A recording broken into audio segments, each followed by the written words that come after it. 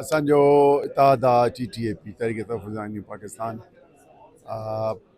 उन जूं ॿ टे कॉन्फ्रेंसूं इस्लामाबाद में थियूं आहिनि, जंहिंमें आख़िरी कॉन्फ्रेंस दिसंबर 21 ते थी ऐं उन में इहो फ़ैसिलो कयो वियो त मुल्क में जेका सियासी अदम इस्तेहकाम आहे,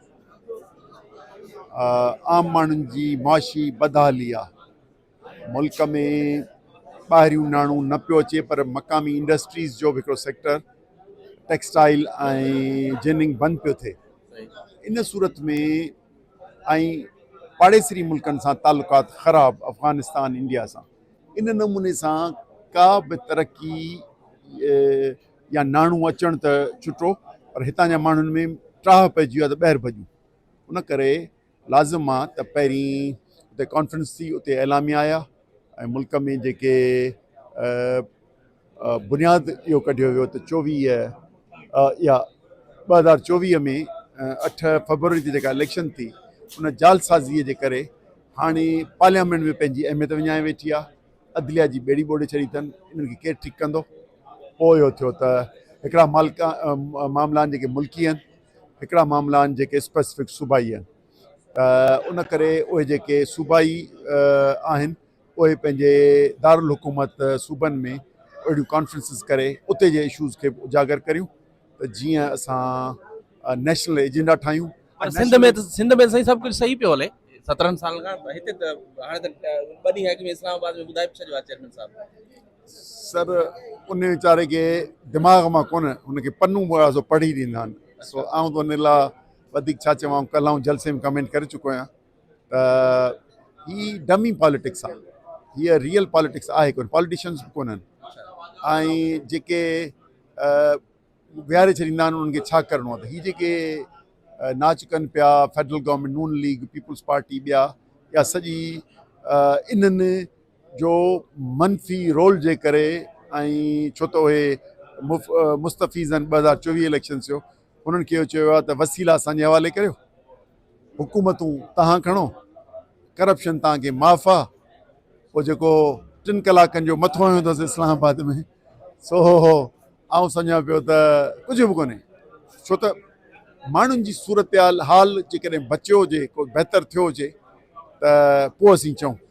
ॿियो त ठहियो पर ज़राअत खे तबाह करे छॾियो अथनि। ज़राअत जी कमोडिटीज़ जी सॼी मार्केट टुटी पई आहे ऐं रुॻो इन्हनि पीपलनि ट्रेडर्स जे करे, को फर्टिलाइज़र में ट्रेडिंग करे थो, को शुगर इंडस्ट्री में इन्वॉल्व आहे, को वापार में फर्टिलाइज़र जो इन्वॉल्व आहे, उहो गॾु कनि था, वरी हाई रेट्स ते विकिणनि था ऐं हुकूमत जे ज़ोर ते कनि था। उन करे हिननि पंहिंजे करप्ट माफ़िया जे करे ऐं छुड़वागी इस्टेब्लिशमेंट तरफ़ां छुड़वागी जे करे सॼे मुल्क खे बदहाल करे छॾियो अथनि ऐं सिंध खे त तबाही जे उन्हनि क़बाइली जहिड़ा अमन अमान जा मामला, ड्रग माफ़िया, लैंड माफ़िया, कहिड़ी माफ़िया आहे दुनिया जी जेका हिते माफ़िया नथी करे, ऐं उन्हनि जी पैटर्नाइज़ेशन पाकिस्तान पीपुल्स पार्टी जा MPA MNA वज़ीर कनि था, हुकुमरान कनि था। इन खां वधीक कहिड़ी शर्म जी ॻाल्हि आहे। महिरबानी।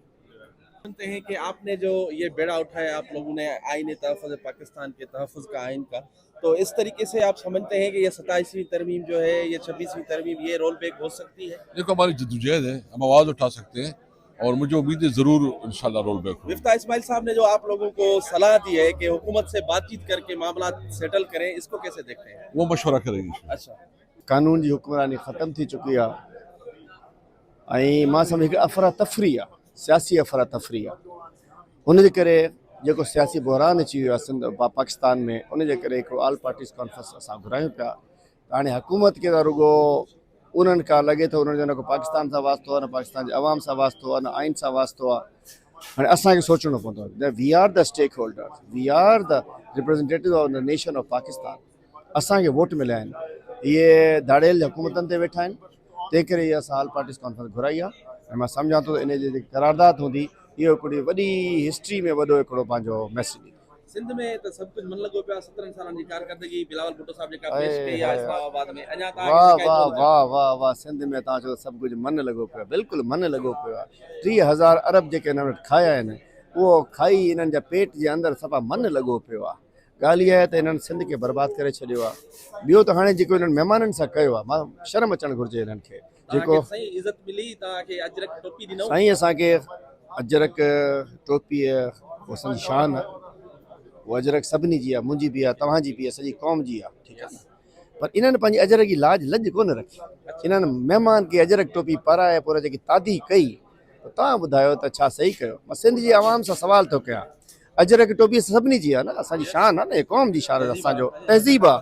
उहो ॾेई जेकी बदतहज़ीबी कई, असांजी तहज़ीब खे हिननि ख़राबु कयो आहे। जेको उन महिमान खे जेके अजरक टोपी ॾिनी हुन बदतहज़ीबी कई, इन जी असां ज़्यादती कई आहे। असांखे सियासी एक्टिविटी जी इजाज़त ॾेई असांखे खसे वरिती। कल्ह जॾहिं वञनि पिया ई सन, त साईं ज़ैन शाह खे वञी ॿेड़ियुनि में वञिणो पियो आहे। कहिड़ी अफ़सोस जी ॻाल्हि आहे, असांजे महिमाननि जे रस्ते में पथर उछले छॾिया।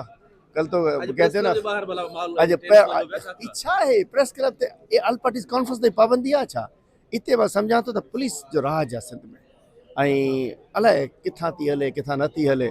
कल्ह त मां पथर ॾिसी मुंहिंजो शेर यादि आयो कि इन्हीं पत्थरों पे चल कर अगर आ सके तो आओ, मेरे घर के रास्ते में कोई कहकुशा नहीं है। साईं साईं साईं साईं इधर कल जब साईं गए बेड़ी पे और वो पत्थर डाले हुए थे, तो मुझे एक शेर याद आ गया था कि साईं के मेहमानों के लिए पीपल्स पार्टी की हुकूमत ने पत्थर डाल दी। मैंने कहा था कि जी साईं शेर के इन्हीं पत्थरों पे चलकर अगर आ सको तो आओ, मेरे घर के रास्ते में कोई कहकुशा कल के दिन नहीं था। कहीं पत्थर थे, कहीं डंपर था, कहीं रुकावट थी, कहीं पुलिस थी, फिर भी साईं की जस हुजे ज़बरदस्त। साईं ने